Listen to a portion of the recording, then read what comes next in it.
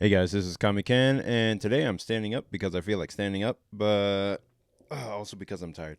I wanted to talk about today a time in my life when I felt really, really tired, and I basically had to be firing on all cylinders at all times, or else the amount of debt and the amount of money that I owed would catch up to me, and I would not be able to continue living on my own. So it was a time. It was 2023, and basically I had um, just gone bankrupt, and that is a long story that I've written out in other places. But gone bankrupt.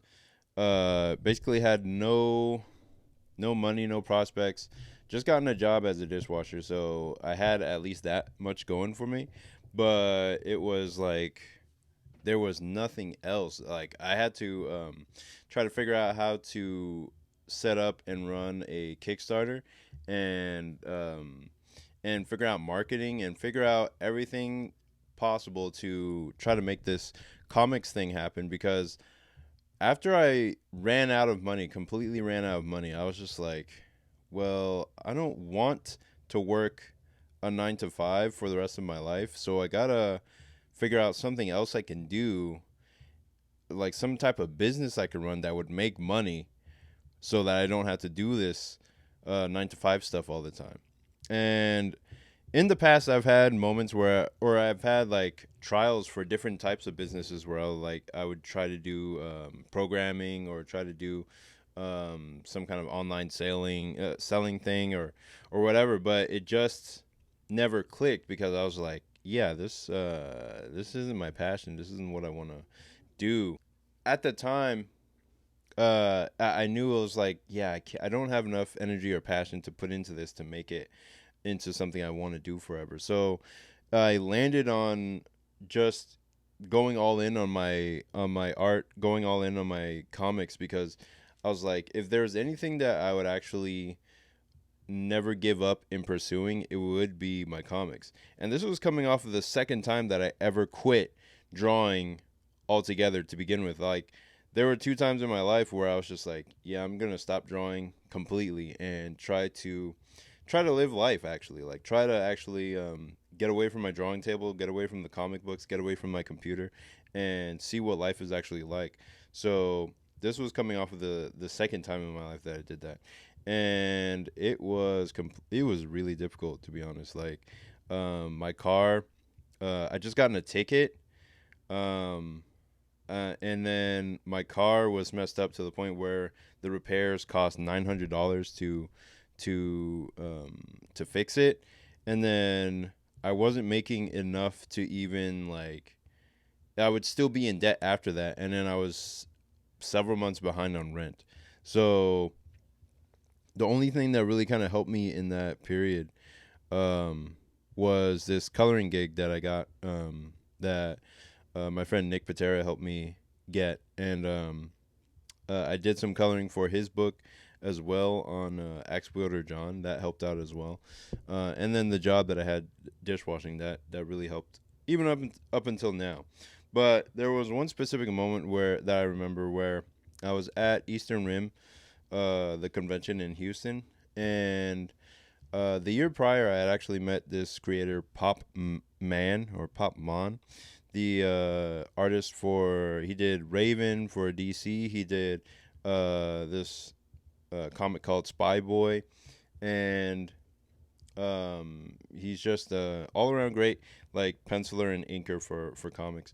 And I asked him, like, I was just so burnt out at the time. Like I was burnt out, and yeah, I didn't even have time to be burned out. Like all I had time to do was focus on the next thing, focus on the next thing I could write to try to sell my comics, or try to put my name out there, put my art and all the kind of like put my art out there so that people could see what I was doing.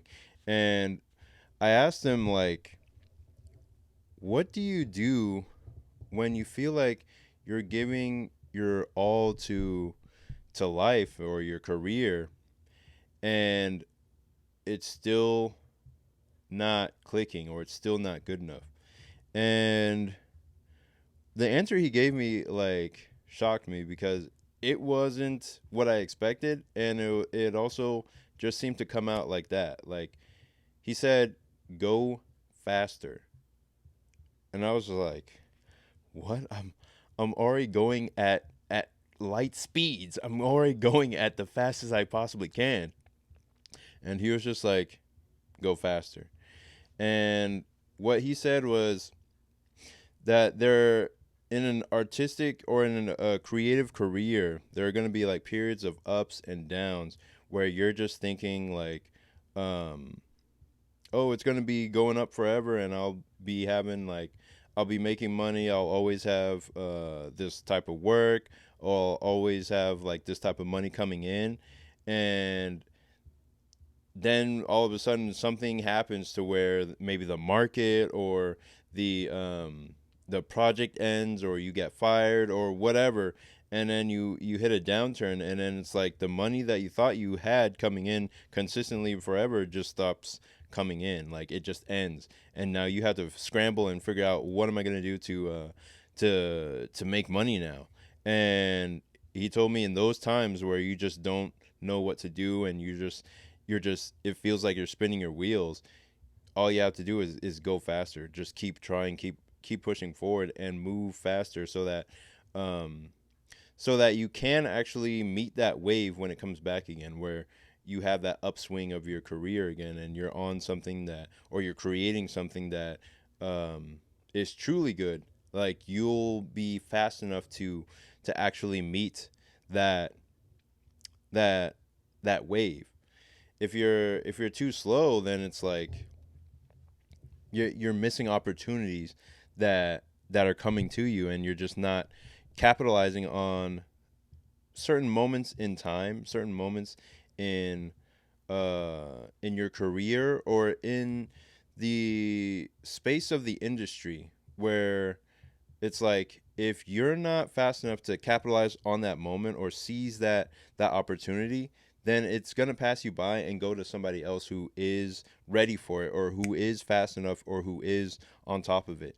And so um I got that advice 2 years ago, and it's really only now that I'm starting to take it seriously. Like by doing this video every single day, by doing this challenge of creating a video every single day, I'm starting to think of ways I can do what I'm doing already, but faster. Trying to think of ways to execute faster, draw my comics faster, draw my um, other ideas faster, like create video content faster, or like little things that I could do to just move this wheel a little bit faster, like 1% faster every single day, because I can't do everything perfectly right out the gate um, on my first try. But what I can do is try to do one thing just a little bit faster than I did the day before. And really, that's the only thing I can do these days. It's like, all right, if we're gonna make this thing happen, if we're gonna truly try to succeed at comics, then I need to go not only faster but even higher quality than I've been going so far. So um, that's all I wanted to say for today. Basically, I'm just documenting my journey from just dishwashing comics guy to a full time creator. So there's other awesome, crazy like video ideas that I have coming pretty soon. It's not even like that amazing, but it dives into like artists that I like that you may not be aware of. It dives into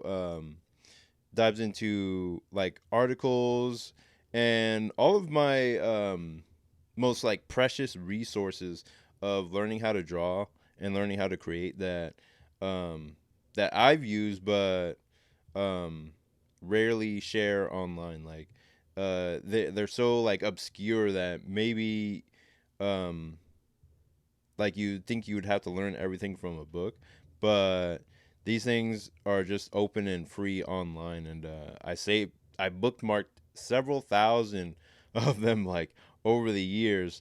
A lot of them I've already read, but a lot of them are just, just sitting there collecting dust. So I'm like, all right, let me go through some of these articles and show you what I found, like some of the really, really valuable stuff I found over the years. So yeah, that's basically it for this video. Let me go ahead and grab my comic here. I gotta shill my own comic, This is Air Rider High School Hero. It's basically the first comic that I ever created and took to like the full, like, beginning to the end. At least with a couple, like the first couple of chapters. So those are available on at the links in the description, and you can check those out on online somewhere. So yeah, that's basically it for this video, and I'll see you in the next one. Peace.